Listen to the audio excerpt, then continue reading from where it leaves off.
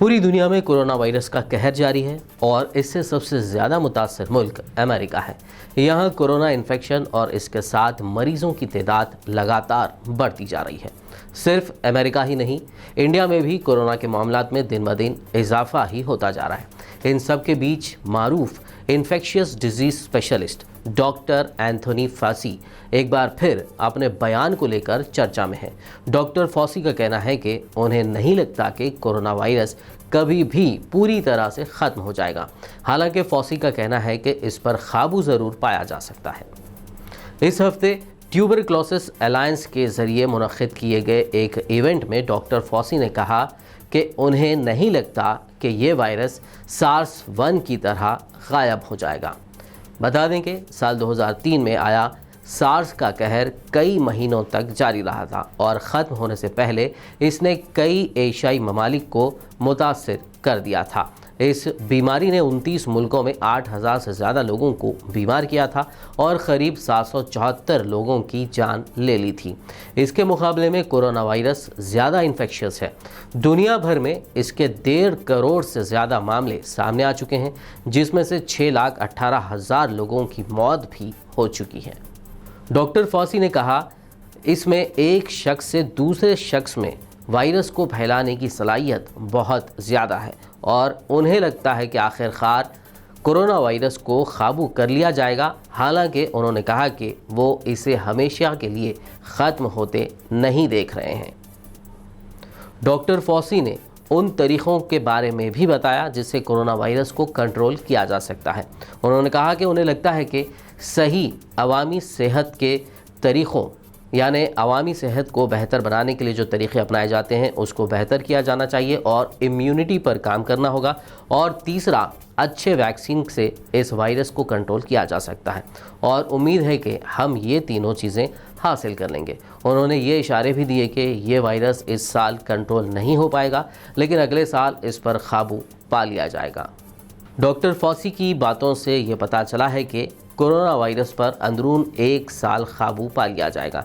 हालांकि ये वायरस अब दुनिया में हमेशा के लिए कायम रहने वाला है। दुनिया के लिए शदीद परेशानी बन चुका कोरोना वायरस अब भी साइंटिस्टों के लिए पहेली बना हुआ है, ऐसी पहेली जिसको सुलझाना आसान नहीं दिख रहा है। आए दिन कोरोना वायरस के फैलाव को लेकर नई नई खबरें सामने आती जा रही हैं। जैसे जैसे दिन गुजर रहे हैं वैसे वैसे कोरोना की नई नई अलामतें भी सामने आ रही हैं।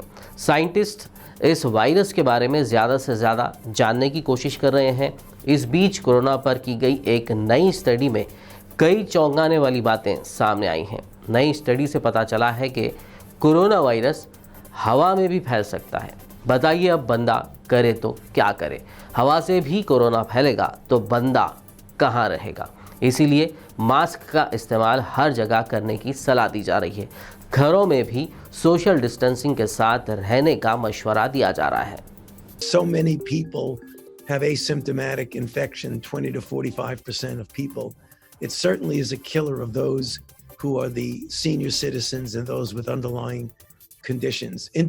Occasionally, you have an exception. We have a perfectly young, healthy person has very serious disease and died. That's a minority of that. But I don't see this disappearing the way SARS-1 did. The reason I say that is that it is so efficient in its ability to transmit from human to human that I think we ultimately will get control of it. I don't really see us eradicating it.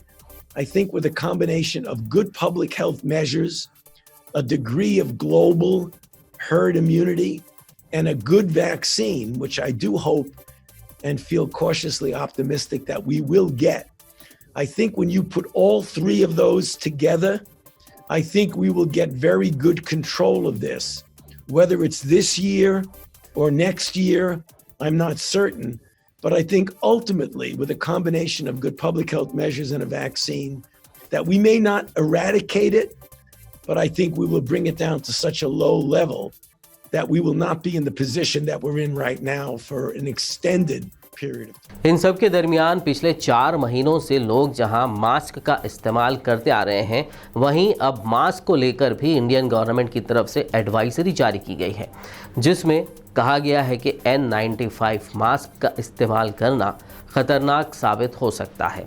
इसको लेकर जो तर्स दिया जा रहा है उसमें कहा गया है कि N95 मास्क में जो फिल्टर या वाल्व या रेस्पिरेटर लगा हुआ होता है उसके ज़रिए हवा आसानी से अंदर और मास्क के बाहर आ जा सकती है, और अगर कोई कोविड का मरीज़ N95 का इस्तेमाल कर रहा है तो उसके सामने आने वाले लोग कोविड से मुतासर हो सकते हैं, क्योंकि N95 मास्क में जो है इस मास्क से उस मरीज़ की सांस अंदर से बाहर आ सकती है और वायरस भी बाहर निकल सकता है। इसी तरह अगर कोई कोरोना की अलामतें वाला शख्स भी N95 मास्क लगाकर उसका इस्तेमाल कर रहा है और उसके सामने अगर कोई सेहतमंद शख्स आ जाता है तो उसके भी मुतासिर होने के चांसेस बढ़ जाते हैं। इसीलिए इंडियन गवर्नमेंट ने कपड़े के बने हुए 3 लेयर वाले बिना रेस्पिरेटर वाले या वाल्व जिसे कहते हैं वैसे मास्क का इस्तेमाल करने की सलाह दी है। हालांकि ये बहुत अच्छी बात है कि अब पता चल चुका है कि N95 मास्क ख़तरनाक हो सकता है, लेकिन 4 महीने बाद जबकि लोग अब तक N95 को ही परफेक्ट मास्क समझ रहे थे और इसे ज़्यादा महंगी कीमत पर भी ख़रीद रहे थे। इस प्रोग्राम में बस इतना ही। आपसे फिर मुलाकात होगी अगले प्रोग्राम में। उससे पहले एक बात बतानी है आपको कि अगर आप भी N95 का इस्तेमाल करते आ रहे हैं तो उसे फौरी रोक दें और सादा कपड़े का बना हुआ मास्क लगाना शुरू कर दीजिए। और ऐसे ही मालूमाती वीडियोस देखने के लिए BBN चैनल को सब्सक्राइब ज़रूर कीजिए।